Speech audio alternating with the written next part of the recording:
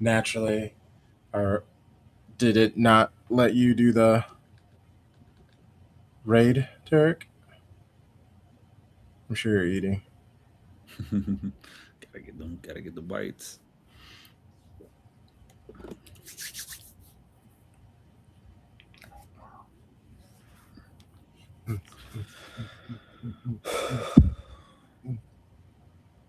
Well, so 4959. Ooh. Okay, so there we go. All right. Mm, mm, mm, mm, mm, mm, mm, mm, mm. Go live. Twitch. Sorry, give me one sec, bro. No worries.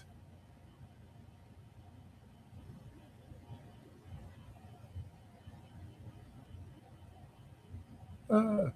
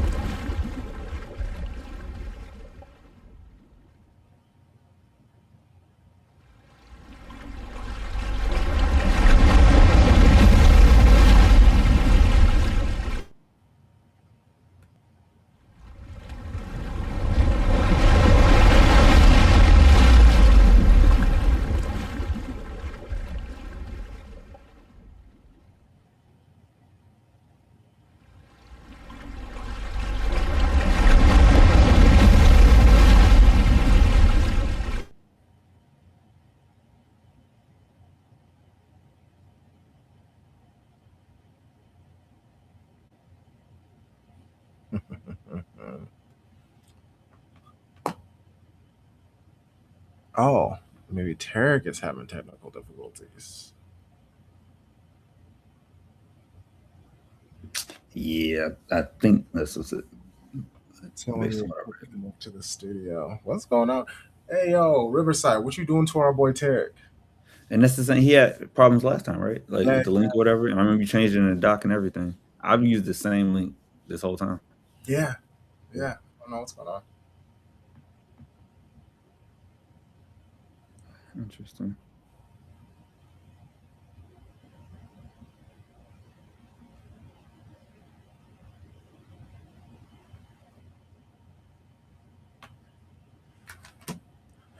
So we actually do have the ability to get super chats and stuff now. Oh, that's Just crazy, gotta man. build. Oh, okay. All right. Yeah, because it's weird. It's not saying I don't see our chat. I don't see any of that.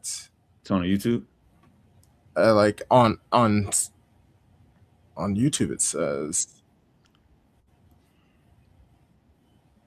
yeah. It says have a bunch of people. Shout out to Ian Dunn. You asked, are these custom kits? They are. These are our shades of blue kits. I'm not sure if I can even because I'm looking at the. Oh, yeah, you're good. You're fully in. Yeah, I was low. Okay, cool. Yeah, these are our shades of blue kits. I can find the clip. They're $40. So they're $40. They're inspired. What is it? 2013 third kit, And it's 2013 needed. 14. Yeah. And also, if it looks familiar, it is that is. By the way, we came out with this before before they decided to do what they did this season. So we aren't copying. We aren't mimicking. I'm trying to find the link real quick so I can share it and put it in the chat. Like I said, it's $40 to get the kit yourself, and if you want to add a name on, it's an extra $10. So $50 for this kit. We do get a portion of whatever you purchase. So like that's always really cool.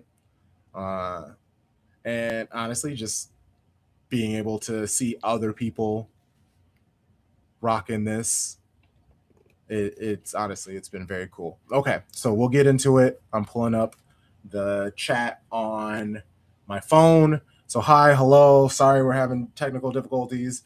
Riverside, they are updating, so they've been on some nonsense. So we are making that adjustment. There we go. There we go. There we go. Hey yo, I can see the chat now. I got it. I got it. This is what I'm doing. Oh my gosh, this is whatever. And yeah, and then they're not. It's not letting Tarek in, so it's hating us. But And that's the start of the show right there, man. Come on, now. We gotta have Tarek in.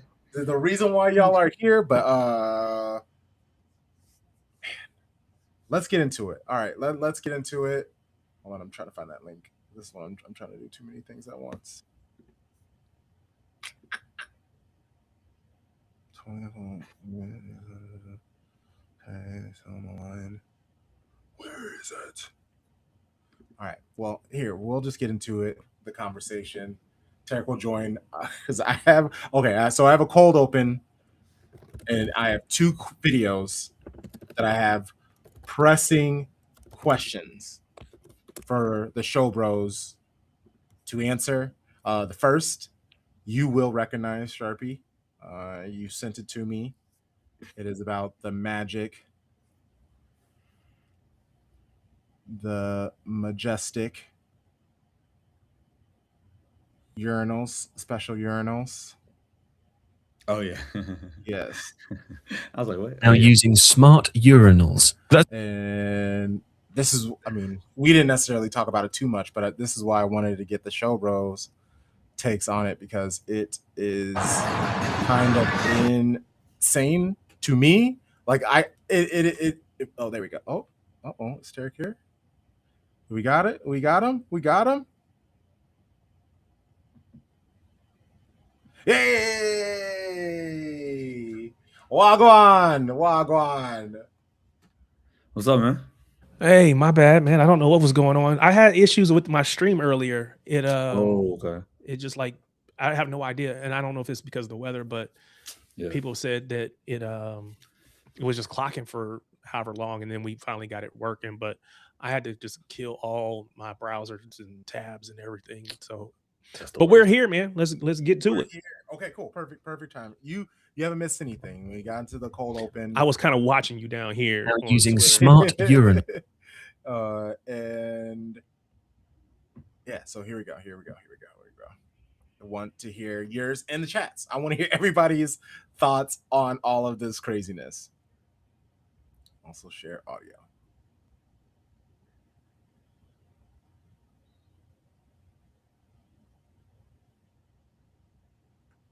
You see it? Yeah. Okay, cool. Now using smart urinals. That's right. Smart urinals have been introduced at training grounds and some elite football clubs in order to monitor the hydration of their players. Players will select their own profile on a touchscreen above the urinal before providing a sample. The smart urinal then automatically measures the biomarkers in the urine to provide a simple hydration score, which players can use to inform their fluid intake rather than relying on feeling alone. The technology can also provide team doctors with metrics like urine color, estimated total electrolyte concentration, urine volume, urine frequency, and urine-specific gravity, which evaluates your body's fluid balance. They're made by a company called Camleon and are being used by teams including Arsenal, Manchester United, Barcelona, and Manchester City. Manchester City, damn it. Let's go. Okay. Oh my gosh. So my question, obviously I'm on nonsense. Who is the first player that you think tried to outsmart the smart toilet? See, Crunk, I already know where you're going with this, and you starting trouble early in the episode, bruh. He's starting trouble early in the episode. Charlie, you muted. But it's a valid question, isn't it? I'm gonna say this. I think it is not possible because nobody's gonna watch or just sneak in a container of urine that's clean to beat the Smart.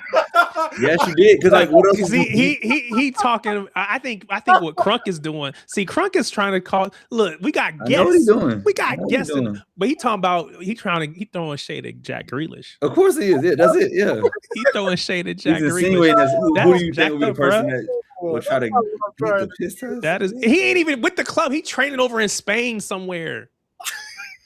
I'm just saying, like, maybe somebody is like tries to pour water, like they know they haven't been drinking water like they should, so you know they just pee and then they just try to throw a little water in there while they're peeing. Like it could be anything. It could be mischievous. I know where you headed, bro. I've been around you for almost 5 years now? Yeah, no. We know you. I know you. Go ahead. Well, that is all I'm saying. Wow, tough crowd, tough. Yeah, anything is possible. Yeah, like I'm not like I don't think it's possible for anybody to trick it. Like it's a very smart thing, and it even says that it can separate what is different. So somebody would like, to me, I could see like Omar Marmoush just being like, fuck it, all right, you know, like some like who and if I would say it's Jack Grealish, I would say he would do it. Yeah, obviously, his drinking probably messes things up, but I would say that he would try to out trick it, not because he's a degenerate. I would say it because of the fact that he's a himbo, like he's just dumb. So that's kind of really what it is. That's usually my place to throw like shots at Jack Grealish. I love that it's not coming from me tonight. I'm not mad at this. This is so fun. Oh, great. Okay. Wow. Okay. Well, fine then. Okay. So the other thing that I've just been obsessed, maybe obsessed is a strong of a word, but it is something that I know everybody will recognize, and we saw it at the beginning of the match against Seal against Atletico Madrid. It could be the fact that he's wearing an athletic kit, but this insane. I've seen my man. I've seen that. And so what I want to highlight, what it's about the show is, this is his move. It's like his thing. See? So it's just like, I don't know who this guy is, so I'm all the way in my unk bag right now. I have no idea what this is. It's I heard Charpy say K-pop, but it is. So a little bit more information on it. His name is Chao San. He's from the group Atiz, and yes, they are a K-pop group. And it shows that it's his dance move. It is his move. I mean, is it slick? Like, can you hit that? Can you hit that? No, that's beyond me. I'm usually very serious, but it's preseason. I am on nothing but bullshit. So like, we'll get into the real chats. I'm upset I can't put the chat. Also, I hate that you can't put it up there. I know there's polls on it. Please like, subscribe. Thumbs up. What are these gems with emojis? Also, over the summer, we finally hit the threshold. I saw you have super chats too, my boy. So like, we have super chats. We have big up to the people who watch, man, because that is about how many people watch, how many people engage. So thanks to everybody that made the trip. Hopefully, y'all let me know in the chat, because I'm watching it on my tablet. Let me know if the redirect actually worked or not, or you had to click the link, because technically I think I'm supposed to have 1,000 subscribers for redirects to work, but I saw it in there, and so I just tried it. So y'all let me know. And then see, other people in the chat, they're saying Jack Grealish too. I honest, and I guess I understand like nobody who believes me when I'm saying this, but Jack Grealish was the last. If we're gonna be honest, I don't think about him. He's gone. He's gone, in my opinion. I've already, like Enzo Maresca said he's gone. Well, he didn't say he was gone, but he was like, he's just a Manchester City player. As long as he's here, I'm going to coach him. It wasn't anything too polite. Can I ask a question, though? Please. Since I'm thinking of the Pep Guardiola era, 2015, 16, have we seen such a high-profile fall from grace on City's roster, where like you're starting in a Champions League final, and then all of a sudden like you're on loan to Everton and on loan somewhere else? Because like even like when Sterling and Jesus, their time was up, but like they each got sold for 40 million. Like they were still high value players. Can't get rid of Jack Grealish. Like it's like we just need to loan you out. I think well, yeah, his might is be Cancelo. He's coming from 100 million. Yeah. Cancelo was big. I mean, obviously, we're talking about Cancelo. Calvin Phillips, but there were high expectations for Calvin Phillips, but I don't think they were 100 million high. So I think that's the thing that separates him. But yo, big up, because I know you can't see it on the thing. Yeah. Looking at my phone, big up to 90s Nasty Nate with the $9.99 super chat. He's like, this is worth the super chat. This is all just straight chaos right now, but I appreciate you, man. Thank you so much. And I did see everybody who said that it did work, so thank you for that as well. That's great. That's fantastic. We do more of these live streams. They're not necessarily our episodes, but what we do, yeah, I have it too. I'm trying to pull it up, but obviously I can't do it on here. So I do appreciate that. Hit that thumbs up. 90s Nasty Nate, Matt lad, what a lad. But we have a Thursday night live stream that I think we might be switching into Wednesday.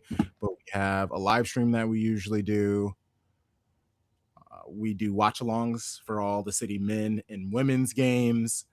I do tons of interviews. I actually will be having Jack Gone of the Daily Mail on Thursday for the first time this year. Going to catch up with the summer, talk World Cup, talk the preseason, see what he knows about Rodri, etc. So like even in the chat, shout out to, if there's, put in the chat, what are some questions that you would like to know from Jack Gone? Like I told him I would send him the questions later because I wanted to show bros to see if they let me know if there's anything in particular they wanted me to ask them. So yeah, if there's anything in particular y'all are interested in finding out from Jack Gone, he's a good friend. We have him on quite often. We've had on Steph Houghton, Derek Ray of FC, if you play it. We've had some really cool people, Ryan Hunn of Stadio, and just with our match previews, we always have a guest who represents the other club. We try to do a lot of collaboration here at Shades of Blue. Okay. Welcome to season 6, episode 186 of Shades of Blue. This is culturally inappropriate. This is culturally inappropriate. This is culturally inappropriate. This is culturally inappropriate. We are the most comprehensive show about Manchester City, covering both the men's and women's games, spanning both sides of the Mason-Dixon line. We making art over here, capitalized A. I am Crunk Chocolate. I'm here with the show, bro. Sharpie Charlie, Tarek. Tarek, you holding up? You doing all that chatting with all those most dope people? You keeping it going? You know what? I have been conditioned. My shows can go 3+ hours. I'm just hitting my peak right now. I'm good to go. Yeah. Hey, the fitness levels are insane. Yeah. Bernardo Silva out here. You know, y'all brothers been at the World Cup. I wasn't good enough to go to the World Cup, so I just had to keep working through the season. I'm like Phil. I'm trying to get my comeback ready. Me and Phil been working out. We've been working out ready, and so I'm in season form. I'm ready to go. Jealous. Yo, this is the funniest way to start a show. This is so good. I love this. Oh, Charlie, how you holding up? You got a week before school starts. For people who don't know, Sharpie is our pod teacher. So shout out to you for dealing with those Rugrats. But you got a week left. How you feeling? Man, I'm feeling good. Tarek has a stream. I have an Amazon wish list. So if you go to the Sage Blue page on Blue Sky or X, you'll see my name at Sharpie Charlie. links there in the bio. Starting my 15th year next couple weeks, so very excited. I feel old, even though I don't look it, but I'm happy. I'm looking forward to it, man. Like it's always exciting to start a new year. Like I had a good holiday, as they say, so I'm ready to go back. Good holiday. You know, you want to make our viewers a little more comfortable with their lingo. Hey, bars, British bars over here, baby. Oh man, I like it. Okay, so I finally found the link. I'm gonna put it in the chat to our kit. There we go. Open panel. My laptop does not like all of these. Let me close some of these browsers too. While he's doing that, I can't turn around, but I'm pretty sure I got number 7 on the back. Say Tarek and number 7 on the back of mine. Sharpie, you got number 4 because you I'm the 4th. Big Vinny Company energy. Yeah. Crunk, what'd you get? I don't even remember. I think I got 9. Maybe I got 9. Okay. You should be 9. You are the Holland of this operation. I don't know what number Bernardo. What was Bernardo's number? That's 20. The number you need, because Bernardo did all that running. He was the engine. He was the workhorse. Crunk is the most workingest man in YouTube history.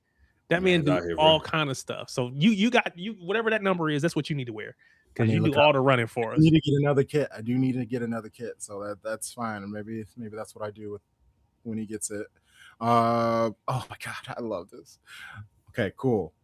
Let's keep this conversation going. Please like, subscribe if this is your first time here.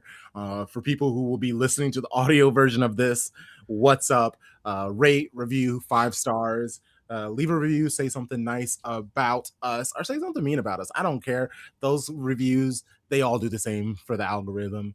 Wait, Crunk, hold on. We can't say that, because if they don't leave a good review, if they don't give a good rating, that's not good though, right?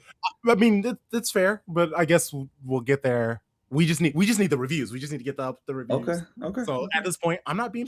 I'm saying please be kind. Just say something like, hey, entertaining. They made us laugh. Like, look at picky dude over here. Look at him. Only say nice things about us. Yeah. I mean, I don't want him to say bad things. Yeah, I'm like, what? No, not just. Please do nice things. We try to make this entertaining and good and different perspectives. Yes, and different we vibes. Definitely work very hard at trying to be different than what everybody else. Say a kind word. Yes. Compassion. It's funny. Okay, so let's talk about the preseason a little bit, because obviously it's over. It's ended. We have the community shield, which we'll talk about later in the pod. 2 wins, a loss on penalties. So you know what that means. Being hypercritical about the matches and giving up hot takes that probably won't last for 3 weeks. It's my favorite thing. Because there's obviously actually, let's start here with McAdoo, because he had a fantastic half, the first match, some mysterious shoulder injury, which we still haven't heard or find. Actually, that's another. Where's my pen? So I need to find out what happened to McAdoo. So that's one of the questions I'm asking Jack. What happened to McAdoo? First thing I heard originally was like something with his shoulder. Mm-hmm. Well, yeah, they showed him a sling. So Maresca was like, hey, he's not gonna be able to play. He has a shoulder thing. It's not that big of a deal. And then you see him the next day, and it's in a sling. And it's like, okay, if it's not that big of a deal, I wouldn't assume it's in a sling. And then he missed the 3rd game. It's officially a big deal now, is it not? Is it a big deal? Like, unless he's like, oh, he's out for the rest of August, then I'm like, okay, yeah, this is a problem. But I could see them saying, especially think about it, the 2nd game, super, super hot. Those conditions, it probably shouldn't have been played. So you definitely don't put him out there with anything wrong. And then the 3rd game was only 3 days later. So, if you didn't train for that game, you're not just gonna all of a sudden be like, hey, let's go out there in a friendly. I think if it was a season game, like maybe a cup game, maybe he's handled a little, maybe he's more aggressive, or they're, like, hey, like we want you to play, but there's no point in making something worse at this stage of the season. That's the way I'm hoping it is, and I'm hoping it's not like, oh yeah, I agree. Yeah, get healthy. I mean, at the end of the day, we are going to need him to be in good, at least based on what we have today. Right now, again, there's still a couple more weeks in the transfer window, so anything can change. But we're going to need him to be healthy, and so I'd rather him take this little time right now in this little preseason, get healthy, so that he can be ready to go. We're gonna talk about Samuel or whatever because that dude been cooking, so he ain't gonna get too much playing time, but he gonna get some. Wow, tough crowd. Also, shout out to Scarf Boy. What's up, homie? Good to see you. And I've been getting Jack Gone on for a couple of years now. That's everybody's just been finding out about Tarek over the last like year or so. We've been around. We've had some really cool opportunities, gone to a lot, met a lot of people. It's just nice that people are finding out about us. It doesn't matter that when you find out about us, we love that you're here now. Okay, so McAdoo isn't that big of a deal. You guys are over it. What platforms? No, so go ahead, answer his question. We're on all of it. We're on Apple Podcasts. We're on Spotify. Whatever it is, just search Shades of Blue Podcasts. Everything should pop up on there as well. Yeah. So I think he is one of the stories of the preseason. McAdoo is because he played really well. So I'm not coming into this. I wasn't one of those people that was like, oh, Ryan McAdoo, gotta get him playing, gotta get him on the pitch, gotta get him minutes. That wasn't me, but he showed well for himself. I think he's improved since, let's say, the tail end of last season. So I think that I definitely want to see more of him, but I'm not too concerned about the little injury that he's got unless the club comes out and tells me that it's something bigger. If it's just his shoulder, you don't supposed to use your hands in football anyway. So just don't put your hands above your arm. You all right. Above your head, I mean, you good. Just head the ball, don't use your shoulder, and you'll be fine. So I don't have. I'm thinking he's going to be fine, but not, in all sincerity, I don't think there's anything to be concerned about at this point. So that's how I was answering your question. That's fair. That's you know what, Crunk? I'll say this. It is something for me to not forget about. Like, I don't want to forget that he missed those games, but concern for me happens once I get the report that says he's in for more testing, or he hasn't recovered after 2 weeks, or surgery's on the table. That's when I'm like, damn, like this could be a long thing. But I remember, you remember Vardial got hurt and we didn't know how bad it was, and we found out how bad it was. It was like, oh my God, he's gone for a long time. And then Mark Gahey came in, look at the Bible boy. So it's like, until things get there, I'm trying to stay positive. Like you said, it's preseason. Positive preseason vibe. Vardial's back. Okay, well then let's stay on the positive then. It's so difficult to take too much from this, even though I said let's be hypercritical. I was obviously being extra, but is there anyone who you think upped their value? Like Semenyo, absolutely amazing. We know what Semenyo is. Him on the left, we really know what he is. Like, it's a whole different subject in which we can have that conversation. We'll be talking about what is your preferred starting 11 later. So I guess we don't necessarily need to have the Semenyo versus Doku conversation on the left now. But was there a player in these preseason games where you believe in them a little bit more, they impressed you, anything like that? And obviously, chat, let us know let us know your thoughts. I'm gonna say the guy that probably is the most disliked City player at the moment, aside from Rodri. I go Savinho. I think Savinho showed his talent. Like, this system, what we've seen very early days, 3 friendlies, it's made for him. And even like Pep's system was as well. But I think, like, if you just say like, hey, our goal is to go and we just want to be in transition or play with more pace. It's like going from like old school 90s basketball to 7 seconds or less Suns. It's like, we just want to pick up the pace. Like, we're not trying to do 1,000 million passes. Make things happen. Go cook. He can go cook. And as long as you don't expect him to have 20 goals and 20 assists a season, like, that's a lot of talent in somebody that's 22, 23 years old. At least that's how I see it. So I know people are ready for him to go and he's twerking for Spurs or whatever, but like, if he stays, I'm like, okay, has a really good potential. Okay, so about the Savio thing, Tarek, can you forget about all of the nonsense that he's been doing when it comes to Tottenham over the summer? Like, if it is said that he's staying, he's not leaving, you're like, okay, that's my boy? Or are you always going to be like side-eyeing him, wondering if he's just going to disappear January 1st? You know how old I am. I forget all kind of stuff. So absolutely, I can forget that. I forgot it last year when I thought he was gone and he stayed around. I forgot it then, and we moved on. Now the issue was his play on the pitch wasn't good enough to make me continue to forget. That's what he's got to do. I'm gonna forget it if he stays around. As a matter of fact, I have not seen a better option in the transfer window that's been linked with us to this point. So I would say absolutely keep him. Now his play has to be such that it keeps it out of the minds of the people. At some point, he wants to go, and maybe it's too far gone. I don't know, but I saw enough in the preseason. Again, caveating that it is preseason, but I saw enough to make me think that I've always thought there was a player there. I still think that. I don't know when the regular season hits, because again, it's going to be Doku on one side, it's going to be Semenyo on the other. So he won't be, 90 minutes or, 75 minutes each match. But I think there was enough, like Sharpie said, we're going to play with those high and wide wingers. We're going to get the ball out quick. He's going to have the ability to run at people one-on-one. And you don't have to feel like, because I feel like for a lot of the players, when Pep was there, they were afraid to do anything that might make them lose the ball.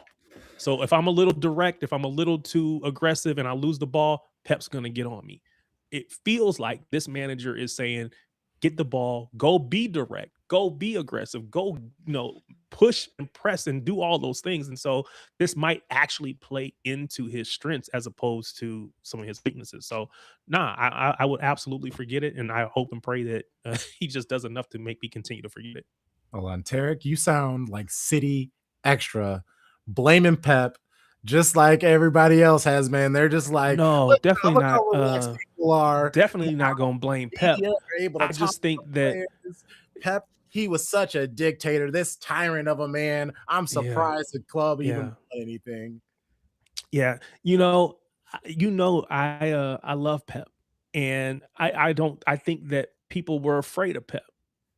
And because Pep, to his credit, if you don't perform, I'm gonna go find somebody that will. I don't care if you're Kyle Walker and I got this little kid on the sideline named Rico Lewis. If he performs and you don't, I'm gonna play him. I don't care if it's you and Cancelo, right? So Pep was always willing to, move on, and so you don't want to make a mistake, which is why I think I don't blame Pep for Grealish or whoever else on the wing, Bernardo and all the backwards passing. I don't blame Pep for that. I blame them for not, because Pep, I think, wants you to be a big enough personality to be aggressive, but also do it in those right moments. And I think too often it resulted in people being, scared and playing backwards and all that kind of stuff. So again, I know you're in jest, but no, I wouldn't blame Pep. I would say, because what we saw from Doku was all the things that, in my mind, Grealish didn't do, right? And it's the same manager, but Doku was willing to make, and again, he wasn't willing to make those same decisions in those first couple years. But that third year, he was like, look, if I don't perform, I'm out of here anyway. So I might as well go ahead and do my thing. And he got busy. So again, I think there will be opportunities. You just got to go out there and take it. I got a couple points. First point about Savinho is money. Second point is who he replaced and the number he wears. The money, we bought him for 30 million pounds. So I think a lot of times when people see, oh, he's linked with Spurs for 60, naturally it's like, hey, that's great profit, right? Like James Trafford, 0 to 40. Like, we're making money off people if they aren't going to be starters. That's the way you keep this model going. So I think there's always like a push to say, hey, and I've done this like as a fan, it's like, hey, if we can get something for him, okay, we'll talk about Rodri at some point. Then who did he replace? Riyad Mahrez, one of the most technically gifted wingers of a generation. Legend. Same number. But we got Mahrez in his prime. We got Mahrez when he was 26, 27, 28 years old, right? We didn't get him at the 20-year-old level. He wasn't in the Premier League at 20. He was over somewhere in France, right? Like, so it was like he didn't pop off to Leicester around 2015, that wonderful season. And then it was like, okay, let's go make the move to City. So if you think about getting a 20-year-old now, you're like, hey, I see all the ability. And yeah, it takes time to get your game right and like get your finishing and all that. But you can't really teach somebody how to dribble better. Like either you're that type of person or you're not. Because if Phil Foden could, he'd be that person, but he can't do it. He has a different skill set, right? Savinho does things that are just exceptional, and I think if we can give him time to be the third winger, as Pep said, as Tarek said, then we definitely could say, hey, like you're gonna have time to get it in 30, 45 minutes stints. In the cup games, you're the starter because we got to make sure that we're keeping these trophies coming in. Like he has a value to the squad. And the last thing about Pep the Tyrant, I think Pep's thing is like, if you're great at it, go do it. If you're not great at it, you better not mess up.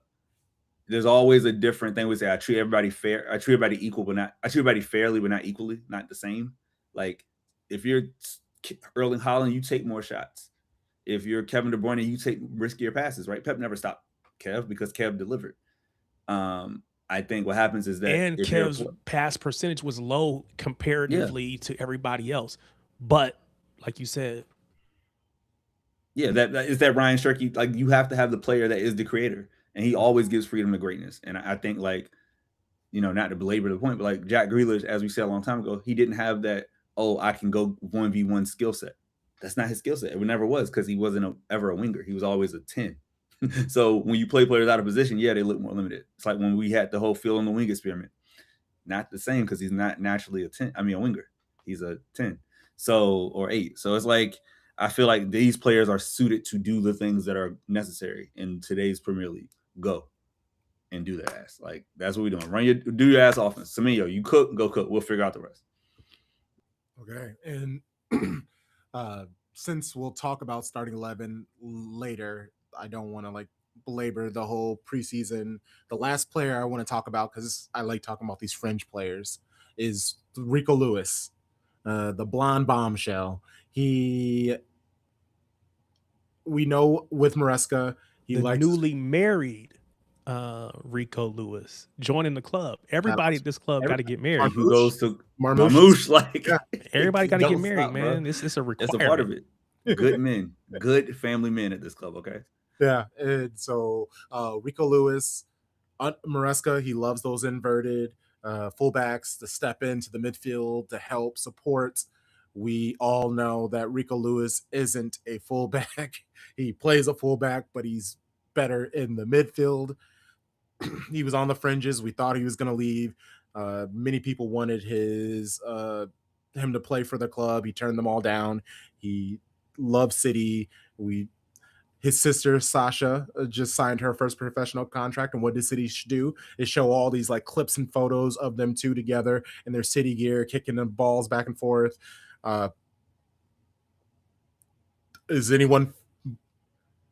Do you think he stands a chance in Maresca with this new setup?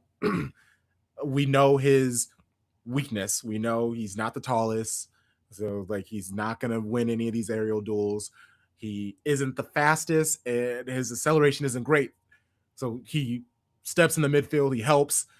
Sharpie, your question about Maresca that you wanted to know is what our possession will look like. If it's going to be more like 50-55, or if it's going to be the closer to 60 plus like it was with Pep, especially the final 2 years of his time at City. We saw it for the most part. It was like 55-56% in all of the games.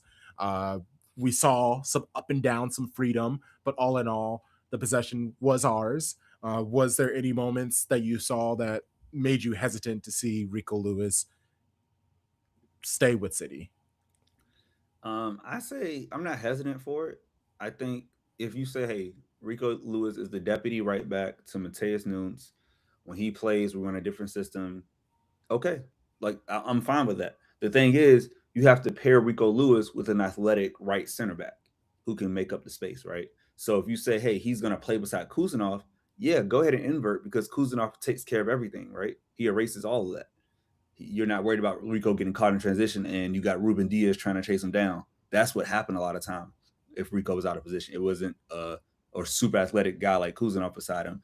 Or even like, as long as Vardiol's on the pitch, he can cover it even from the left. He can make the run and get back if, whatever. So I feel like his skill set is great.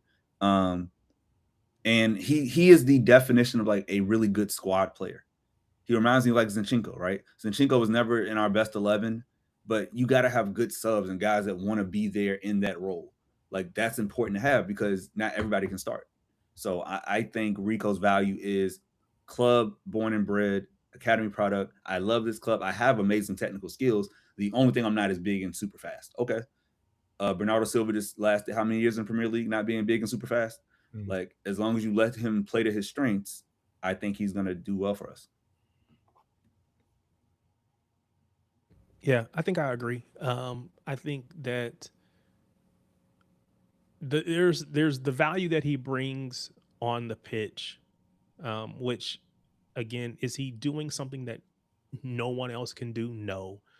But I think he is really good in tight spaces. He's been a part of the club for a while. And there is something to be said for having English players because we need that English quota or homegrown quota for both the league, but also Champions League, which then Champions League goes a step further and says you need people that came through your actual academy. So yeah, there is a to a certain extent a blessing and a curse for him. The blessing is there probably always going to be a spot for him for the most part. The curse is that we always are going to bring in players that are going to push him and probably be better than him. So he may never be a starter, but he will always be a good squad player. And I like the analogy of Zinchenko. Zinchenko left here a serial winner, had won all those titles with us, then went to Arsenal and got a starting position in their left back position, right? I'm sure Rico Lewis could go somewhere else and be a starter. It's on us to make sure that it's worth his while to stay. But there's going to come a point in time he's going to have to make a decision what's in his own best interest. And it may be that, hey, at some point he's got to go. But from the club perspective, you need to hold on to him as long as you can. Yeah, I'm agreeing with it. Yeah, people are mentioning Nunes. We don't know. He up and down the flank. He can step inside, but Pep really wasn't the biggest fan of him getting surrounded by people. After all, Pep called him dumb. So, like, again, just talking about putting people in success. And so, like, just leave him at the fullback. I do worry that, yeah, Rico Lewis only has to be at play with Huzanov. Or if he does play next to Diaz, does that mean that is going to be the match where we're going to see the possession go up because they are so fearful of losing the ball because they know how quickly they can get countered on that one half of the pitch that they just hold the ball in fear? Because, like, my fear is, like, you have Savio, Lewis, and Diaz, and then it's just like, oh, it's going to be some silly steaks eaten all over the place. But yeah, he's a very good squad player. Like, if he is okay with being a squad player, we need more of those players in this world. Like, everyone, but we know he wants to play because he made fair. that known. I want to play, and so it's a matter of time before he decides he has to go. I just want to say this real quick. Oh, I'm sorry. Yeah. No, go for it. Think about the best team in the world right now for the last 2 years. We all know it's PSG, right? You went back-to-back Champions Leagues. You're the best team in the world. What has Luis Enrique done there? He said, I am going to play everyone. I am going to use my squad. I am going to trust in it. Now, does he have the advantage of the league not being as brutal as the Premier League? Of course he does. It's 4 less games.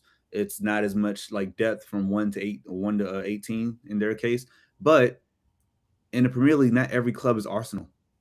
So maybe against your, newly promoted sides, hey, this is where rotate, just like Pep did. Like, we've done this so many times to where you have built out a squad where I remember our first season, y'all, we had an A team and a B team. Like, literally, there might have been like 2 changes between the midweek game and the weekend game. But we knew, like, Pep could rotate everybody. We used to guess who was in the lineup going to be because it was so many possible combinations, right? So when we're flying at our best and challenging on 4 fronts, it's when the whole squad is playing. So I think there are minutes for Rico, and the variety that we need is to, maybe we're going to invert him at right back, or maybe we trust him to just play wide and like stay there one match against a opponent where we're going to just kill possession because they're below us in the Carabao, right? So I don't know. I really like, it's grown on me over time, like how much I want Rico to stay. He's a tiny tot, but he's our tiny tot. Damn, I mean, Bernardo's a tiny tot. Phil Foden's a tiny tot. You gotta have some. Goku, short king. You gotta have them, okay? They have that internal grit. Everybody and desire can't be 6'4", Crunk. Exactly. Everybody's not Rodri or Elliot Anderson walking through that door or Nico O'Reilly. I do appreciate you all reminding me that. I do forget that sometimes. You're right. Look, I'm 5'9" in 3/4, and don't steal my 3/4 from me. I want my 3/4. Okay. I guess, is there anything else that happened or came from preseason that we want to discuss before we move on to the transfer window? Can I highlight Semenyo real quick? Because we've alluded to it. Yeah, his play didn't surprise me because that's why we got him from Bournemouth. Like, we know what he can do. I think he just had nobody in his way because Doku was still on holiday, right? Like, so it's like he got to be in his best position. But the reason he is so valuable is because even though his left foot is not, A+, it's still a solid B. And so he is a genuine 2-footed player, so you can have him on the pitch with Doku. But I think we have an advantage again. I mentioned Luis Enrique. He rotates his wings so much. You don't know if it's going to be Doué, Barcola, Kvaratskhelia. He can slide Dembele out there. Like, you just rotate them to their best position, and somebody's going to win. I feel like we're getting into the almost like basket NBA type of flow where it's like, I'm just going to find a mismatch and go. I don't have to overthink this. And right now, if Doku's cooking, hey, Doku, go at him. Okay, you need a break. Hey, Semenyo, come get this right back. He's trash, right? You can just find the worst fullback and go at him. The game's not that complicated. And I think Semenyo being on his strong foot, being able to shoot those balls, and he can 2-foot cross better than almost any winger in the Premier League. I love the things he showed us. And like, I thought about all the players we were missing. I'm like, oh my gosh, we have 6 players that haven't played. I'm like, we're going to be great. Yeah, and I think the key is he was on the other side and he didn't score any goals. He got 4 assists without a Haaland on the pitch, without, Turkey on the pitch. So he still Nico picked in up. the box. Yeah. So exactly. So he may not. I don't know if I don't remember how many goals he ended up with at the end of last season when it was all said and done in all comps between both teams. But he may not hit that number. But his ability to get goals and assists, at the end of the day, he's an impact player. He is impacting the game. He's impacting the match, and I think that will continue, even if it looks different, because it definitely looked different to me in preseason. He was very much, I think too, just one, you said Doku not being there, but we're all on the same footing with this manager. It's not like you guys have been playing for Pep for 8, 9, 10 years. You know exactly what he wants. I'm the new kid on the block. I don't know. We're all starting from scratch, so we're all learning. And so I'm gonna build my relationship with this manager just like you are. I'm gonna perform because, again, most managers are gonna reward people that perform. So it's just a level of freedom and that you just get to play with that maybe, again, how do I know? I don't know, but maybe he just didn't get a chance to play with last season. That's fair. That has what I'm most excited about this season is that when it comes to Maresca is everybody getting a clean slate to reintroduce themselves, to prove themselves, to show their ability. Players who were on the fringe, like I do think that's why, like, Omar Mamouche and Reinders and all these players who we just assumed would be gone in the 2 weeks, 3 weeks before the World Cup began, but we haven't seen anything. And maybe that is Viana and Maresca doing their part to be like, hey, just see what we got. And if you're still not happy, sure, you can go in January. Sure, you can go next summer. What I love when Terry. Oh, sorry. Go ahead, sir. Go ahead. No. You got it. I loved earlier Terry, you brought up the date thing where it's like, hey, we have 3 weeks left until the window closes, right? So anything can happen as far as incomings or people leaving. I always think of how late we got Manuel Akanji for $15 million. Look what he turned into for us, right? Mm-hmm. So yeah, again, every player has a valuation. You meet your valuation, you are welcome to leave Manchester City Club, like football club. Thank you for your service. As long as you get the number. So if, for example, let's say Marmouche is unhappy, doesn't matter how unhappy you are. Bernardo Silva was unhappy 4 years in a row. We all watched it. Every summer, there was a link to PSG or a link to this place, but nobody wanted to pay the money. So he just ended up playing out his contract. That's the thing. If you can't get your value from somewhere else, if your agent can't get the deal done, we're going to keep you and you're going to perform because you're a professional. Like, you're one of the 5 best clubs in the world. But yeah, like I fully think that like all these players have ability and they've shown highs. I think what we want is we want a higher floor from our players. Marmoush's talents are great, but he has too many games where he's a 5 out of 10. Just be a solid 6 out of 10 at the worst, and we can work with that. Like, if we know we're gonna get a 6.5 from you every game, hey, that's solid. We can't have you not show up and do nothing. And I think that's where the frustration comes in for a lot of us because we're used to people being consistently really, really good. Let's see. If Semenyo gets injured, it's trouble. I mean, I agree, but that is, we're kind of seeing that in football nowadays. You lose a key person or two, it makes things a little bit difficult. Do you have, before we move on, one last thing about Semenyo, because a lot of the conversation is, do we force him on the left? Has he done enough where you're like, because either way, we've seen Semenyo be successful on the right. Now we've seen him on the left, and he does look more confident and calm. And that, you mentioned the 4 assists. That's without Haaland. That's without Shirky. Consistent playing time. People in shape. But we have seen Doku on the right, and he is nowhere near as effective. And it might be different under Maresca, who, isn't necessarily asking too much from the players. But yeah, I guess, have you seen enough from Semenyo to truly ask that question? So I absolutely want to see Doku under Maresca. I agree with you that, so what I've seen from Semenyo on the left is his passing has been where it needs to be. He's gotten 4 assists. But when he was on the right, he got a bunch of goals. Now, he got a bunch of goals at Bournemouth on the left, too. So I'm not suggesting that he can only score on the right and only assist on the left. That's what it has been for us, for the most part. So I think that there is something to be said for the ability to switch your wingers. I think we go back to those first couple matches with Savinho and Doku, when we were asking Pep to rotate them, and then they kind of moved on their own and they flipped wings, and then they had to go back or whatever. That's what I want. I want that fluidity that we had in those early days, especially when we were running, Aguero up top, Sterling and Sane. It was just really fluid. People were just a lot of movement.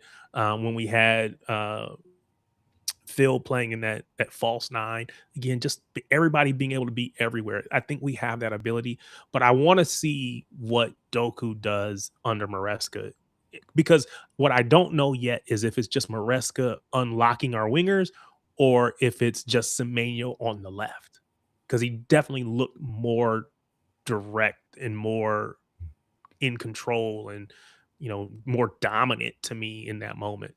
So maybe it's just any winger for us is going to have that kind of glow up, but then also maybe it's just he just needs to play on the left, and then we have to have a tougher conversation about, can Doku move right, or is, let's say, making up a number, is 80% of Semenyo on the right good enough so that we can get 100% of Doku on the left, kind of doing that kind of thing. All I will say is this to all of us in this wonderful city community is we played I don't think that was Atletico Madrid's best team. That was the first game of the preseason. We played the K-League All-Stars, I believe, and we played, who was that third match against? No, Inter was the first game. Inter was the first game. Atletico's the end. My bad. Yeah. Sorry. Yeah, but yeah, like we haven't played like Premier League level right backs, right? Like, or defenses around him that actually have the legs in midfield to cut him off and not let him just keep going at people, right? So it's a great performance, but I just want to make sure we temper expectations just because of the time of day. Now, if he does this all of August, okay, now by September, let's go. But I need to see it, and I need to see it in England. That's fair. Yeah, for sure. That's fair. And I don't think Semenyo can play. Oh, well, Semenyo has the talent. He could play like an attacking midfield role. He could, but he likes getting into the box. Um, he also, I like our center attacking midfielders who can dribble and attack people, but they like making that pass. And he's just a baller, man. He wants to attack. He wants to be like, he can do it. But I think him and Holland would end up just bumping into each other. All right, let's move on to this transfer window which we've been jumping in and out of that. Be honest, I'm very frustrated with everything that is going on. Well, with the new manager, Viana's here. The whole talk was we need to reinvigorate everything. And there's just so many stalemates, and there's only so many times, and we'll get to the Rodri of it all, but just everything is just meandering, and we're waiting to hear it. And I know we can't really bring more people in until people leave, but like, why isn't anybody leaving? I heard a random thing about Reinders going to Nottingham Forest, but like that's about it. I really haven't heard much about Marmoush. Like we kind of heard the Savio to Tottenham, but I feel like that's kind of gotten really quiet. Let's start here with how are you feeling about this transfer window? Like, is the fact that there hasn't been much movement worrying to you, or are you okay with the squad that we have as is? I'm okay with our squad. Like I knew Elliot Anderson was gonna get done quick. Like that was always gonna happen. Everything else was just gonna be wait and see because it's August 11th as we record this right now. Now, if we were at August 29th and nothing has happened in the next 18 days and the window closes in 48 hours, then I'm nervous. Like, okay, guys, like just finish it. But now I'm like, hey, like it's cool. Because even though we say it's a big match, it's just another friendly against Arsenal on Sunday. So like I'm not like, oh my God, we need our A team then. Would I like people to be here to be ready for the first game in the Premier League against Bournemouth? Of course I would. And I know that it's only 2 games at the start of the season before the transfer window is over. So if if Vienna's doing his negotiations and is going to make some last minute things because that's the best thing for the club, I'm okay with it. Like if we don't lose anybody, I'm great. If we bring in 3 new players because 3 players leave for a great fee, okay, you all come in and then the players we have get more playing time, right? Like we have so much talent. We have the most people at the World Cup, and people forget that. Like we are a super talented squad. So I have all the faith in the world in our guys. Yeah, I definitely think there's still time, but and in most of the players that we have, well, I should say all of the players that we have ability, right? It's not like we have people who are just dreadful. Maybe they haven't worked out as much as we would have liked thus far, but I don't think that so again, would I have wanted more? I wanted to see more out of Maresca. I mean, out of Reinders, yes. But I don't think he's bad, right? And so I just think that for Reinders, if he doesn't leave and he stays, yeah, he's got to perform, but I think he has. We only gave him 1 year. We typically used to always say players need at least 2 years in a PEP system, right? We always said that until recently. So I think that it's very well possible that these players. Now, again, the issue is we're starting over, but it's very well possible that these players might give us more. Now, if you look at, if you want to say profiles or whatever, is Reinders the most physical midfielder in the world? No, he's not, and that's what one of his weaknesses, right? He's probably never going to be that. But he also he kicks in with G and A. And so we said we want that as well. So I think there are things that he can give us if he does stay, and I just use him as an example. I think again, even the Savino conversation, right? There's something that he can give us if he stays. But if he goes, I ain't mad at it because again, I believe and I trust the club is going to go bring in somebody uh, equal or better talent wise. So nah, I'm not too pressed right now. Again, being selfish, you want to have open up all the presents and have all the new toys all the time, but I mean, that's just not reality. I would have loved for Bruno G to come. I would have loved for us to be linked with Vinny Jr. and have him come here and all that kind of stuff. But that's just probably not reality. I would absolutely. We're not gonna have this conversation. I would absolutely take Vinny Jr. And yes, absolutely. That's funny. That's hilarious. Yeah, Calvin Phillips. It's all been really announced over the last day or two. Calvin Phillips to Sheffield United, Max Allian to Burnley, and Devon Muboma to Southampton. Yeah. And that's the thing was like, no, we keeping you for this tour. You going on this tour. We need bodies. And then when the tour is over, then you can go do what you got to do. We know where you're going. We're going to send you on your way. I thought maybe there was a chance that Mubama might stay and we get rid of Marmoush. But again, if you ask me who's a better talent, Marmoush is the better talent. Maybe Mubama fits better for what we want. He's more similar to Holland in his ability to hold up the ball and all that kind of stuff. But I mean, Marmoush has got a track record of scoring 20 plus goals in Frankfurt or whatever it is in the Bundesliga. So he's not a bad player. He just maybe doesn't fit our system. And also, he's just never going to play because Holland is there. So I think we got good players, man. We just got to let it do what it do. So go for it. No, go for it. Just window talk real quick. I'm excited. I think this is the week that we nailed the Buati signing. I'm excited. And I'm excited because every time or the last 2 times that we've gone in on a young player, when we go in on young players, we do it for a reason. I'll say that. Like people that are 25, 26, they are who they are. But when we make an investment in young talent like that, it like getting Jeremy Doku, right? Getting Ryan Shirky at these very young ages and watching the raw talent become like that beautifully crafted diamond, like that is exciting to me. Mm-hmm. So I'm really, really looking forward to saying, hey, okay, this is the heir apparent to Rodri, be it a year with him under his window or he's out of the window and he's just working his way in. He's the next one up. I saw him at the World Cup. I think he's exceptional and truly the sky's the limit. Yeah, no, Buati, super excited about him. See the talent. Like we said, 18, and already you can see that he has the tools to become world class. And I'm excited about it. I don't want to trigger you guys, but James Trafford, he left to Leeds for big money. I know the big money part, Sharpie, that makes you happy, but I know how more of a fan of James Trafford you are over Donnarumma. So I guess how are you feeling about everything now that the move has happened and you've had time to like cool down? I mean, hey, this is the move that was inevitable once the Premier League season ended in May. It was to talk all the World Cup.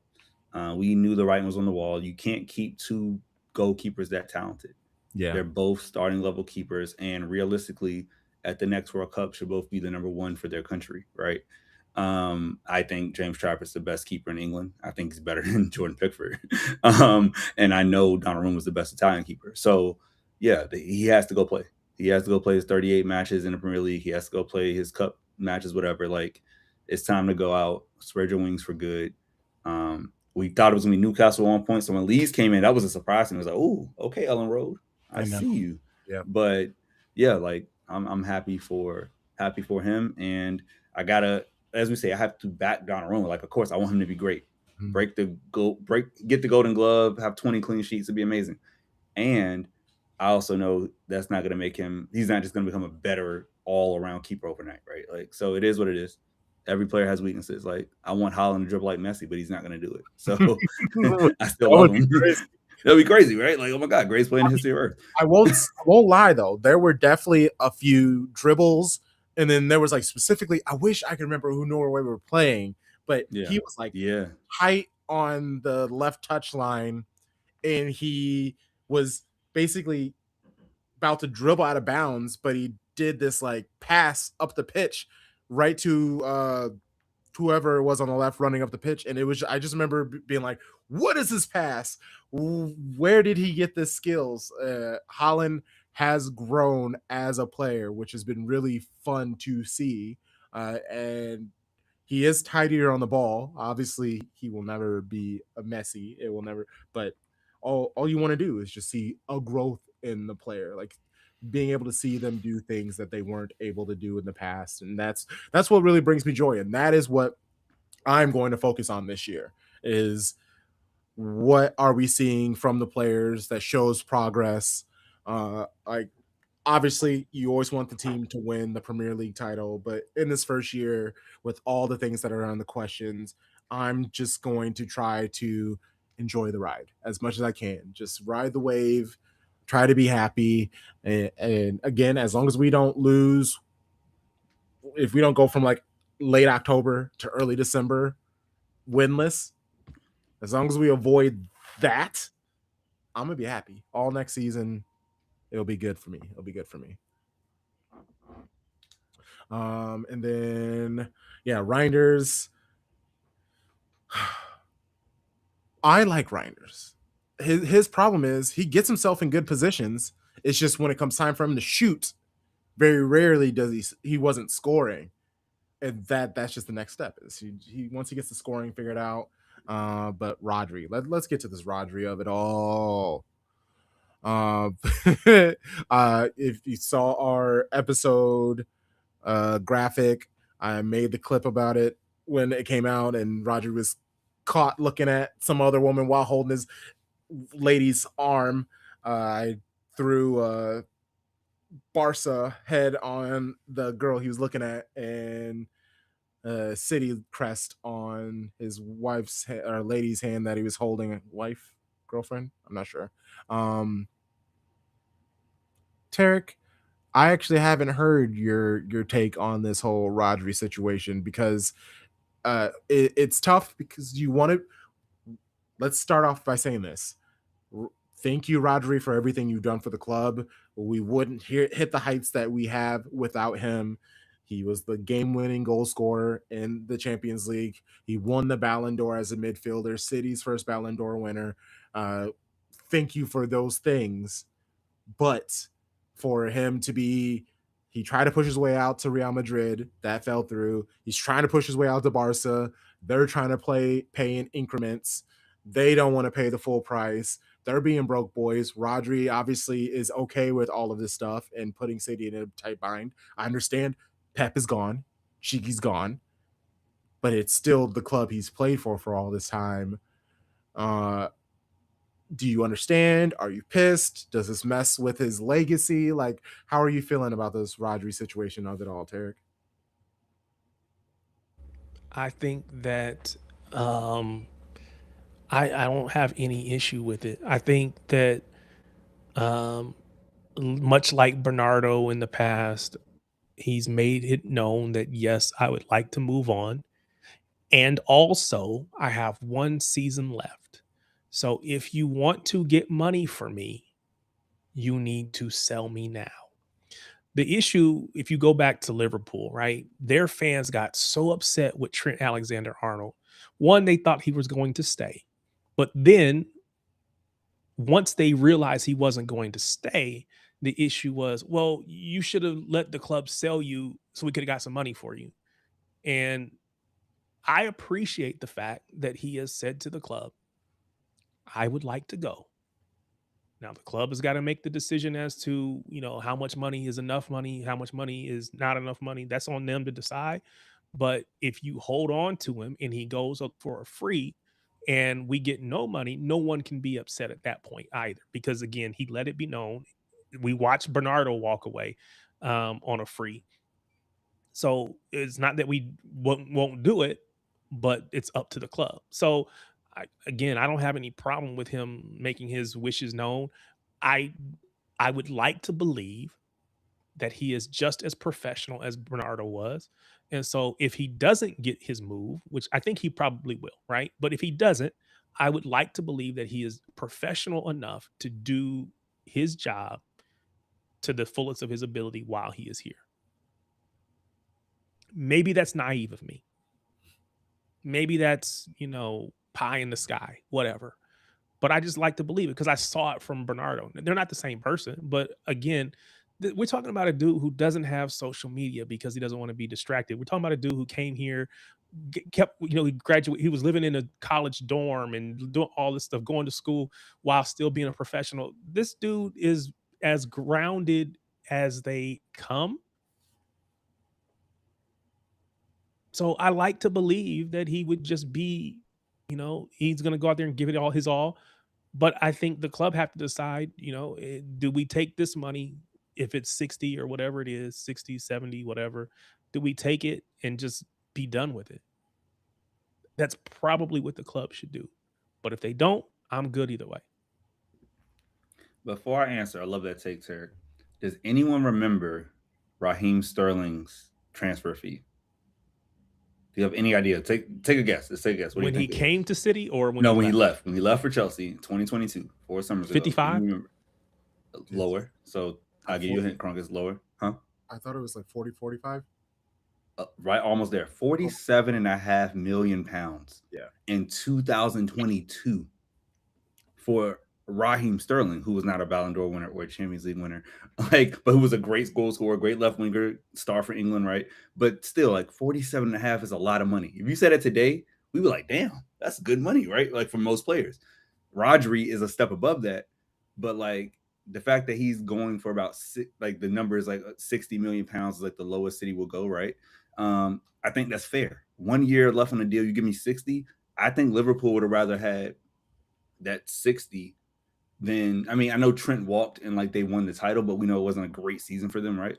But I think if the player says I want to go and they're not leaving their prime like a De Bruyne or, not the same athletically as a Bernardo, I think you try to get value for them. Because it's it's like an NBA. You don't see people leave in the NBA on free agency anymore because teams are no, we got to trade you and get something for you versus losing you for nothing. So as an American, that's kind of my perspective, right? It's I don't want to lose you for nothing. You've been amazing. You've done everything I could ever want out of a player. I have your wonderful shirt in my closet. Thank you, Rodri. You are the standard of DM for this generation. You've taken what Sergio Busquets was and upgraded that, right? You are exceptional. Toni Kroos put on steroids. Thank you. And go play in Barca. I was so happy. I'm happy Barca came in. I never wanted to see him. Him and Bernardo at Real Madrid would have been terrible for every City fan. Because what do you mean they got both of them? That would have been crazy. So for him to go to Barca, I'm okay, you could beat Real Madrid. Thank you. That makes me happy. So I hope it happens, man. And if it doesn't, now we get to celebrate and have a countdown. It's the last dance and you try to go win everything one more time. So it's a win-win for us. Do you think City are in a with Rodri? Obviously, City can win the league. Without Rodri, how far? Okay, so let's say this: what is the percentage chance that City win the league with Rodri? Would you say you got to throw in Arsenal. Yes. I think that's the only other serious competition. 50%? So I think right now it's a coin flip. I'm 50. Saying it's a 50-50 chance right now with Rodri bringing in everybody 50-50. Let's go at it. You take Rodri away, I'll drop that number 10%. I think he's worth that much. We've seen it, maybe 15. 100%? Okay. Yeah, something like that. So I'll say 37.5% without Rodri, 50% with Rodri. Okay. Yeah, I would say probably 50 and in that 40 to 42-3 range. Rodri's a big percentage, right? He's going to give you nearly 10% better chance just because of what he does on the pitch. And so you take that away, it's going to lower your ability and your odds. Reality is I don't know if Arsenal will be as good as they were last year. So and I say good, I don't mean performances wise. I just meant everything kind of went in their favor. I know they had some injuries, but I felt like they got every break in every match that they needed. I don't know that happens again. So, I think our odds, if you're just talking about Rodri, I think he is a 10% give or take bump on your odds. Okay. Kitback's hilarious. Dream big. If he stays a year, we win a treble. he scores the winner in the CL. How big is the statue then? Obviously, the statue is humongous. And if that happens, if Rodri stays, we win a treble. I'll say it now. I'll name my first kid Rodri. I don't care if it's a boy or a girl. Rodri, Rodrina. If it's a girl, I'll do it. I will do it. I do not care. Hey, Rodrina would be so crazy, bro. You know what's funny? Sharpie gets to be Sharpie gets to be the teacher that has to sit there and figure out what this kid's name is, and gets it wrong, butchers it all the time, I'm sure, because again, these names is ridiculous. So yeah, go ahead, give one more name out there for him to have to worry about. I just want you to put an Enge on it, so it's Rodrina.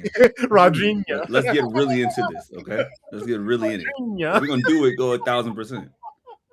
Deal. That's it. We're here. Rojiquita.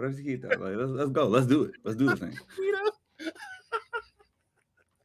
Oh my gosh. Okay. Do you think the fact that people haven't left or we haven't brought in, we've missed out on Diamande? I thought we were gonna lose out on Buati. We didn't miss out on Diamande. We were never in on him, bro. We missed out on Diamande. We got some Minyo Doku. That man wasn't coming here. He's going to Real Madrid because Rodrigo's cooked. I wasn't even a big fan in the World Cup. I mean, again, it was limited sample size, but it's all right. It's cool. He was never with us. It was between PSG, Liverpool wanted him and needed him. Then all the rumors and all the stuff about him and his management team and all this other stuff. It's those just 3 things going on. I try to be dealing with all that. Cute. So next, Buati, right? We want the feeling. It's a dopamine hit when you get that signing. Yeah. You see that here we go come through from a friend. Maybe you don't follow Fabrizio. Somebody does. You're gonna see it pop up. You see it reposted on the timeline. It feels good. We still have. Let's be real. When the Elliot Anderson news dropped, weren't we all excited? We were like, "Yes, we got him. We got the next one up. All the stats come up: 1, 1, 1, 2, 1, 3. Oh my God, he killed it last year. We got another one. Come on, y'all. We want it. We just want to feel it. We want to feel something. That's all it is. We just want. Agreed.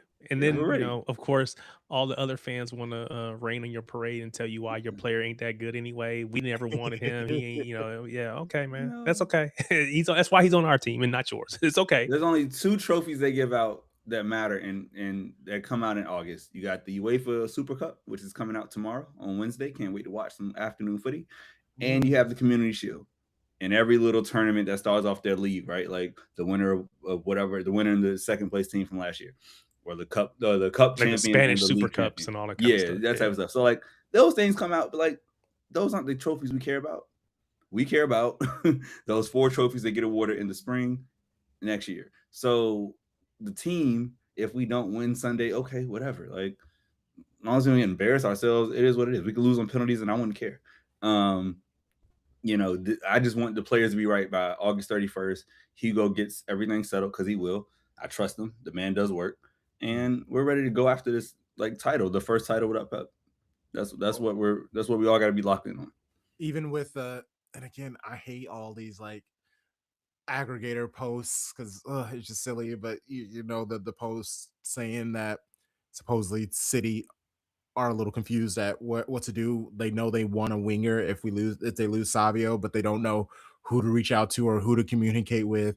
It shows that they're a little lost, struggling with Rodri and getting Barca to pay up for the pound for pound best footballer in the world. Has City lost aura now that we have Viana and Enzo? Do we need to win some titles to then get that fear of God that City used to have because of the 2 not so stellar seasons with Pep? Not so stellar. I hate this. You're right. You're right. They were not stellar seasons, but they were still great. This last season was great. Yes. You will not take away a double from me. 2 cup competition trophies and a second place fight to the second last week of the season. I'm taking that. Every year, if we're gonna do something like this, great, we're in it. But yeah, you have to reestablish yourself. You have to keep being great. We can't afford to go some of these other clubs, no names listed, and go from 2nd or 3rd to 6th or 7th. That's not what we do at Man City. We go to Champions League every year. Like there's brilliance in the known quantity that we're going to always play Tuesday and Wednesday nights and the occasional Thursday, which is stupid. Like we're going to be playing that song that we used to hate, but now we kind of hate less because we want it. Like that's what City does. Like that doesn't change. Like this, I'll say it all the time. This show goes on. So at the worst we're going to do in the Premier League, our worst season is probably what, 75 points. Like that will probably be like us. Like we done it right 2 years ago, but it felt terrible. It was like, ugh. What is this? What do you mean we're third? Oh my God, I can't do this. Bronze, like I don't like bronze. So yeah, like we our aura's still here, man. We got the best young player in England. We got Elliot, and he was a player up starter for the third place team in the world. He chose City. We are the kings of Manchester per that young player. Like we are the gold standard. And honestly, I still boo the UEFA song in my head. I don't say it out loud because we're doing like the watch alongs and stuff like that. But in my head, I boo him. I boo him so loud. I think we pick up three midfielders. Buati, Maza. Oh, Maza. I know Maza from Leverkusen. Mm-hmm. Yeah, solid. Yeah, he actually. We got Tenzo. We good. In bed. I'm gonna be honest. Talking about Enzo Fernandez like would kill all the vibe that we have going. But that's what I want to know. That's what I want to know because that's the topic. Like, Tarek, are you in on Enzo or are you out on Enzo? Nah, we talked about it on mine. Listen, we got to have some honest, some family conversations, and on my stream we had that conversation. Now again, not everybody's gonna see it the same way. That's fine. But I'm gonna tell you how I feel about it, right? And yeah, it bothers me how aggressive we seem to be, or we reportedly are in going for this guy, and how much Maresca wants him. You know, and I said on my stream, LB did a poll on his YouTube page. You got a 1.7 thousand respondents. 73% said no, don't go get him. Now maybe that's because it's 120 million. Maybe it's for another reason. I don't know. But 73% of the 1.7 thousand City fans that responded said don't go get this dude. I don't know. Obviously, the club is going to do what the club feels is best for them, but there's a lot of City fans that don't want him to come in. And you know, at the end of the day, if the club bring him in, am I going to say, oh, I'm boycotting City, I'm never going to watch again? No, I'm not. I don't have to cheer for dude. I don't have to like dude, but I'm still going to support my club. I'm still going to, you know, root for them to win, even if I'm meh about him. Yeah. Sharpie, how do you feel? I mean, no, Enzo's a piece of crap. Yeah. And as a person, that's his actions that give me that. It's not like my personal feeling. He's shown me who he was, and I remember who you are. And your association with the chicanery of this Argentina team from the 26 World Cup, I want nothing to do with that. Like, I'm okay not having you around, bro. You're not, to me, that exceptional of a player. I don't understand why Chelsea paid that much for you. So I damn sure don't understand why we would, after seeing what you why bail them out? Like that's also a thing on top of it. Like paying them, you know what I mean? You're bailing Chelsea out. Like they are going to, their bubble's going to pop because no one wants to pay these prices, and you're just gonna help them out. Help them out. I will say this: is there a dollar amount? Is there a dollar amount that you would say it makes sense? Because again, 120, we say no, but if it's 80. And again, not talking about as Viana in the club, right? Because for me, I don't want to period. Sense. But at 80, maybe you do bring him in. Yeah. Again, I don't want him here. But if you're saying 120, you're saying he's worth more than Elliot Anderson, and that's not true, right? Like if you're saying it's 100, you're saying he's as good as Declan Rice was, and that's not true to me. So yeah, he's in the next tier. He's in a Bruno G tier, like really good, really good center mid in the Premier League level, starts for your country, but you're not world class. World class to me is 100 plus, and that's my standard. And so in my mind, when you get to triple digits, so I think, hey, they talk him down. Now 70 looks like a steal when the first rumor was 120, right? It's like, ooh, yeah, like that whole has a whole different feel to it. Like, oh, I can deal with you. I ain't got to say your name, and I ain't gonna learn the song. Yeah, but that's fair. Go win some duels. Yeah, that's fair. That's how I feel. I just Elliot Anderson, Enzo, like they're all players who, not necessarily because Enzo likes moving up further. He doesn't necessarily like tracking back. Well, he can, but he likes moving forward. He likes getting in those scoring positions. And Elliot Anderson likes the nitty gritty in getting stuck in and helping move the ball up the pitch. But neither of them are a holding midfielder. So obviously that's where Nico G can step in and he could possibly get some things cooking. We still have Rodri, but that just, it's two players who play the same position between Enzo and Anderson that we just spent 200 and possibly 240 million pounds on, and they play the same position. And there's a redundancy in it that I don't really appreciate. I think this is the thing for me. If you get Buwadi, there's no reason to get Enzo. I think you start floating rumors out there because we always got to have contingency plans. And so if Maresca's like, hey, I want another person besides Anderson, I think clearly with the length of rumors or the length of links to the player, Buwadi's the one that we think is like the one that's due. But if that doesn't happen, if we can't agree with Lil, whatever, he can't come right away, whatever, now we can fall back. We don't want to get left, as they say, assed out. Like, we want to make sure we're good. So I think that's why a clear second choice is Enzo, which is fine. But that's only in case. That's like break glass in case of emergency. Yeah, like I said, I would not bring him in. I don't think that, because I think about what it has the potential to do to the locker room. Again, when he came back from the what was that, the Copa America, he had French teammates who were upset, and again, I don't know what their relationship is now. At the end of the day, you don't have to be friends. You could just play and do your job, right? But I don't want someone coming in that's going to upset what we've been building. Again, he may come in and he may be lights out, but he's never going to be one of those players that I'm like, oh, we got no. Yeah, he's on the team. Whatever. He's there. Yeah, that's fair. That's fair. Enzo played more of a 6 in Benfica, which is why Chelsea signed him. You playing defensive midfielder at Benfica. That's when there's levels to it. And again, I could see where he could play that 6, especially in a Maresca system where he wants to attack. He wants to move forward. That does make sense. I don't know. There's just something about having that like 6'2", 6'3", 6'4" defensive hold in midfield there to add with the height, especially if we're gonna have tiny top Rico Lewis in there. Obviously, it'll be noons, but we'll be fine. And I definitely don't want him taking up minutes from Cherki and or Phil. I just don't. Potential, that little, and I'm not gonna say the guy's name on X because I genuinely like his account.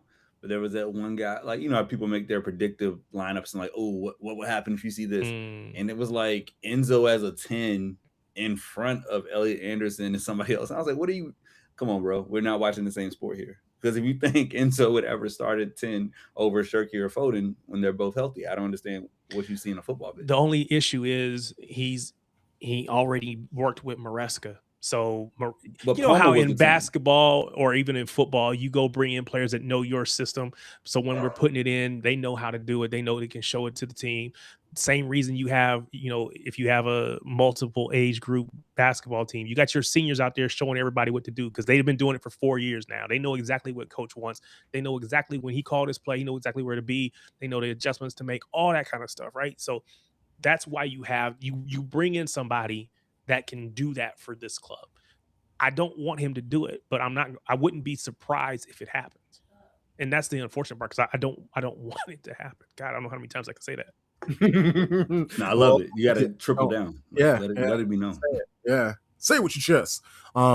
Okay. Before we get to the Community Shield preview, I want to talk a preferred starting 11, and we can just work this through together as a family. We don't have to give everyone's like specific, and thankfully there are positions that are like already locked down, like Donnarumma and goalkeeper. We have Holland up top, and then obviously everything else I feel like can Well, not everything Are else. we doing this as if Rodri is still here or if Rodri is gone? And if Rodri is gone, are we assuming Boati is in or not? Rodri is currently a Man City player, so I feel like it is just easier. That's how I did it on my show. Yeah. So for me, you want to do the whole thing or you want to go Terry, you throw it out position? and then we can talk. Yeah, we can throw out like Of course you already said Donnarumma at in goal. I'm gonna say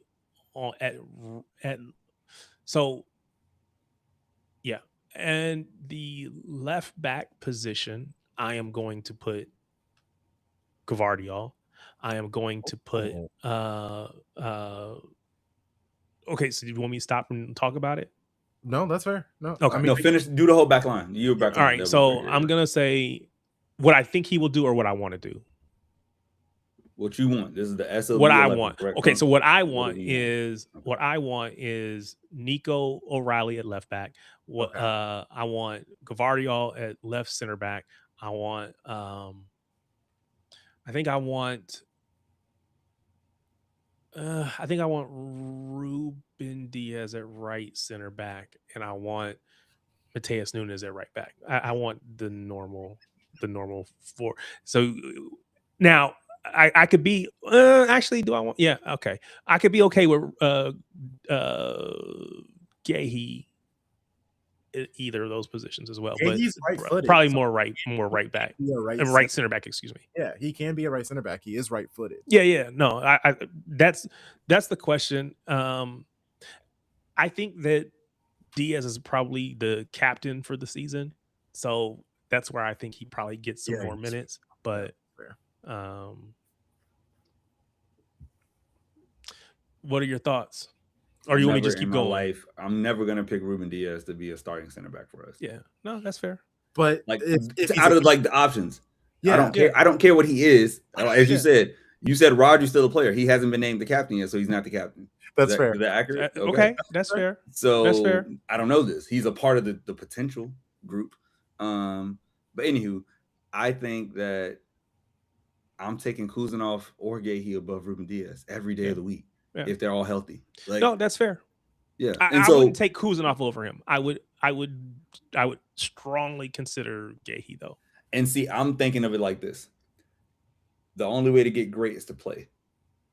We saw it last season. The more Kuzanov played, the better he got. Right? Mm-hmm. We saw his partnership start to build up last season with Gahey.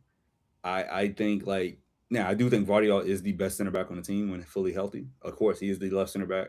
He is the Van Dijk. He is the Rolls Royce. He's made some mistakes though. Yeah. Oh no, he's not perfect. He's still young. Like he looks old, but he's still young. But yeah, but I do think that I'll take Gahey then for the experience over Kuzanov. I just think Gahey's better than Ruben Diaz. And it's not a lot better, but I just think I feel like what we need in recovery pace and speed, Ruben Diaz, because life hasn't gotten faster.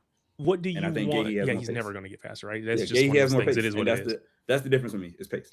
What do you think about the outside backs, the left back, the right back position? Because we know for Enzo, one of them is probably going to be a center back when it's all said and done, which is why I started with Gvardiol.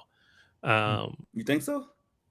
Yeah, because they're going to move into midfield. When they were going to tuck into midfield. He's going to move one of the midfielders. Yeah, so it's going to be three. Basically, going to be three center backs plus one of the other two. One of the is going to move into midfield. See, I remember when they played PSG and they were fully healthy. He loved his Cucurella and Reece James fullbacks. I don't think he's but Reece James kind of came in. Did he not invert into midfield in possession? He did at times for sure, but also I just think he is a traditional right back who can invert the same way Trent could or something you know what I'm saying. And I think Cucurella is truly the definition of an up and down left back. So I like your fullbacks are great. I think it's cool. I think it's Nunes. That's what I want, O'Reilly. Right? Because again, I read today that Nico O'Reilly is seen as a left back potentially only, not really an option in midfield. So if that's the case, then the only time he's going to play is if he's at left back. And I think you need him on the pitch. Now, you need him to get forward, not just getting into that defensive midfield line, which he can do that because he's big, but he contributes with goals. You need him in the box. So I don't know what that's going to look like. But for me, so if I'm doing 4-2, I'm gonna just do a 4-2-3-1. Let's just call it that. Yeah. So my two holders, of course, are going to be Elliot Anderson and Rodri if he's here. I'll go in the 10. I'll go Shirky. I'll go. My wingers are going to be Semenyo and Doku, depending on which side you want to put them on, and then of course Holland. Okay, let people pick. So again, you're still gonna pick Shirky over Foden. Like, yes, Shirky went to the World Cup, but he didn't necessarily. I won't say he had. I didn't pick him because he went to the World Cup. That has nothing to do with it. I picked him because I think he is more creative than what we've seen from Phil recently.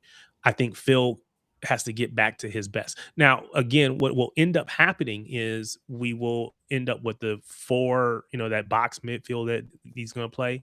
So you're going to have Holland and Rodri, and maybe you get both.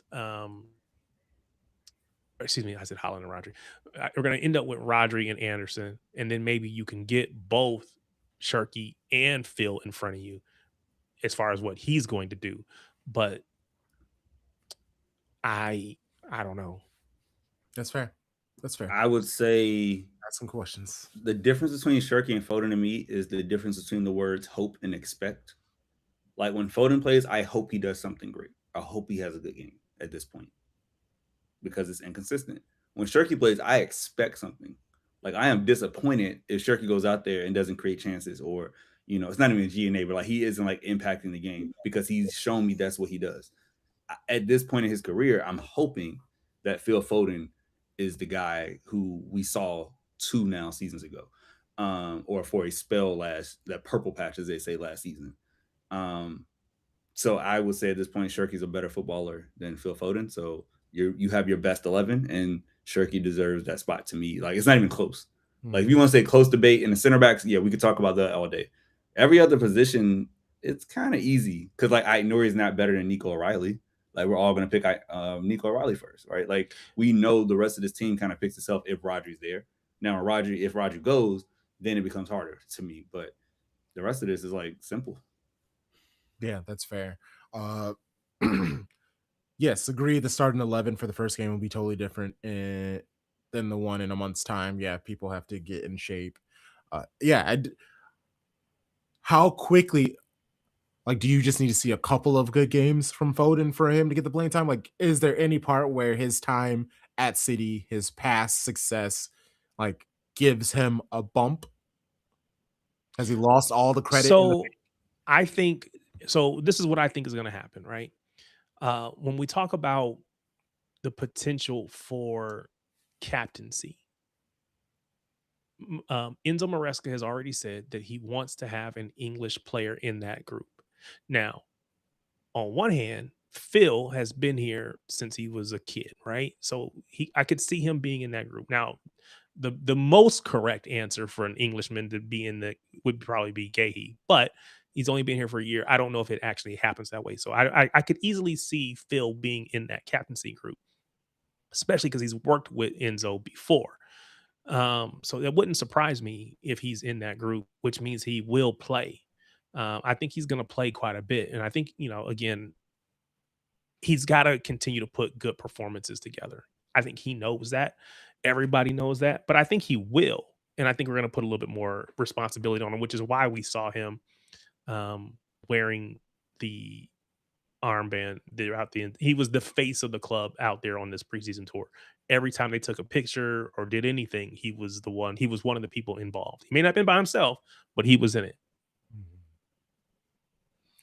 And with no Holland, that gave him a good chance to do that, was to get seen, to get the attention, to be the guy while on the pitch. It's been really nice for him. It's been really nice for him.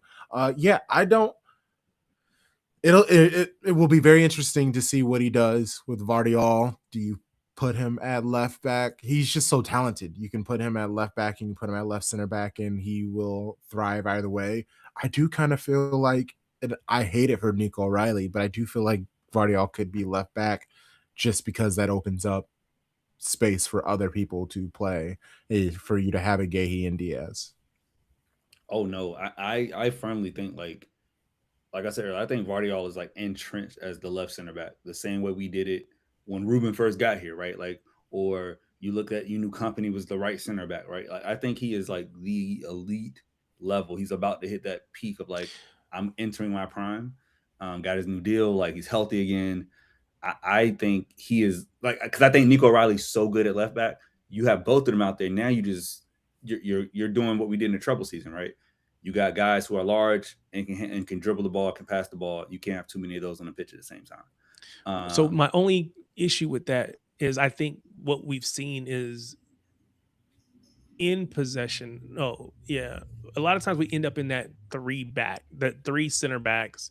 And I think having him as left center back, if the right back tucks into midfield, then basically he ends up being the left center back. You have center back, and then you have that right-sided center back. I think he's that left-sided center back. Now, I think he could be center because, again, he's good enough on the ball to be doing that. But I do think that there is the potential for him to, if you start the game in a 4-back, but knowing that one of them is going to invert, that he could be technically lined up on that left-sided center back position. Yeah. If you put him and Nunez on the outside center backs of a back three and out of in possession, like that's amazing. You have the coverage, you have pace, like that. You take that, right? You have now. You put Diaz because he can be protected. Yeah, he will be great there. I don't think he put Kuzminov in the middle, just because I don't think yeah. So if you do that, if that's the build up, then yeah, it's gonna be Diaz or Guehi every day. But yeah, I agree. Like having that, like you saying, I'm like, man, like that would be perfect. Like I'll take that every day.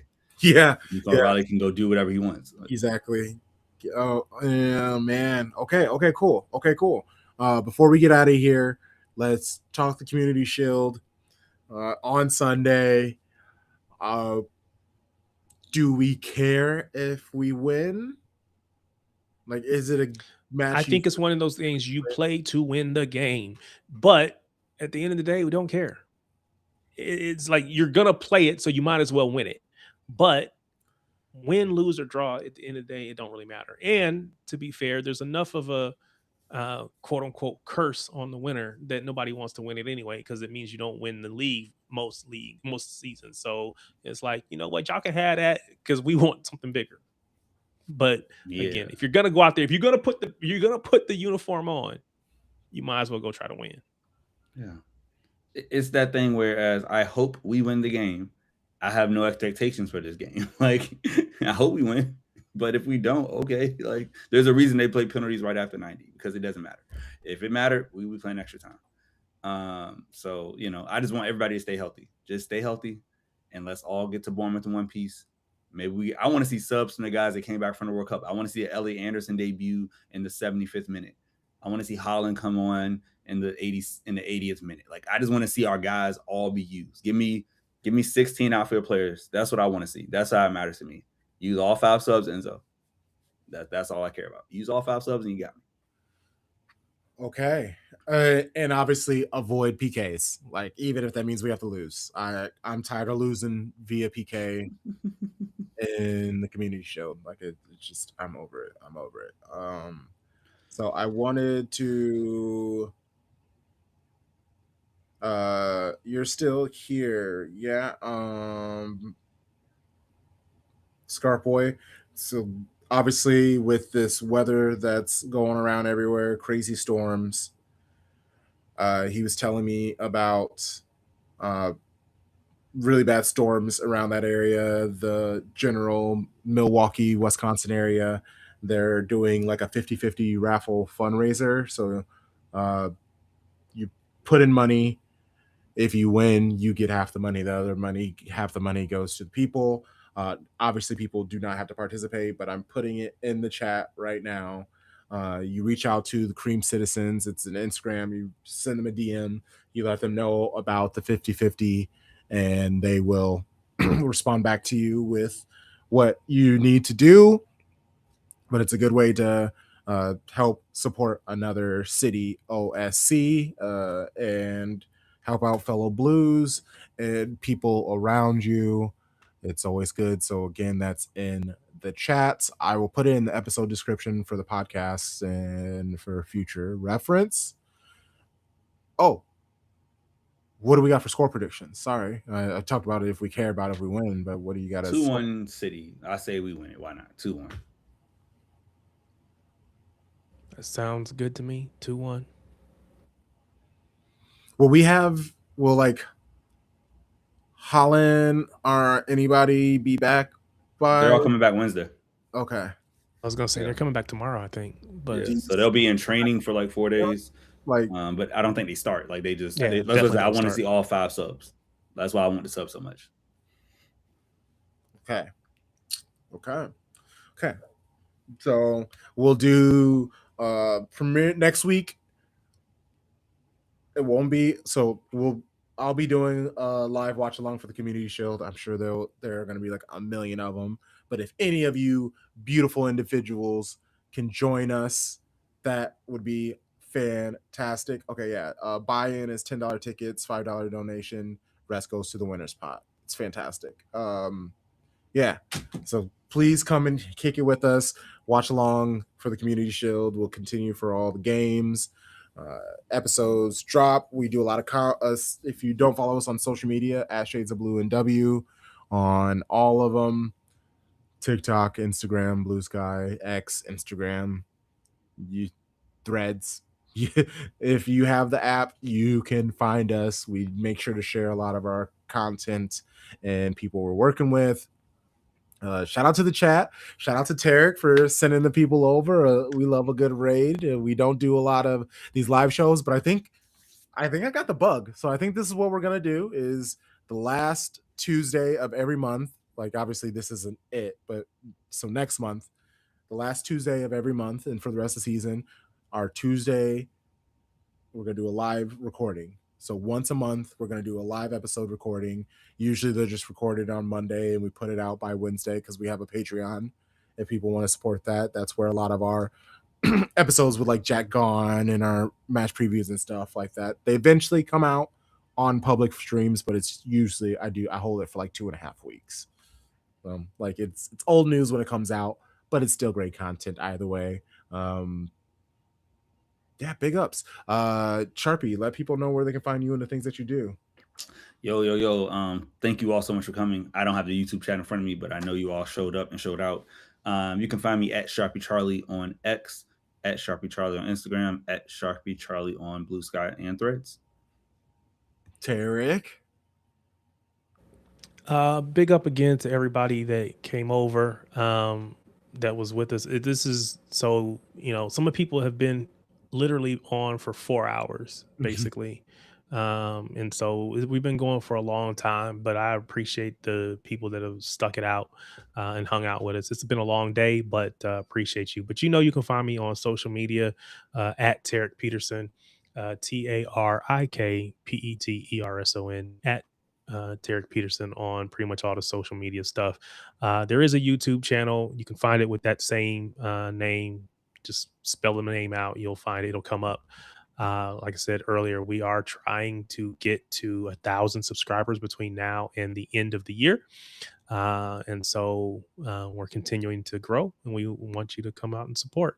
But make sure you hit that like and subscribe button on this as well on that YouTube. So yeah, for sure. Hey, let's go.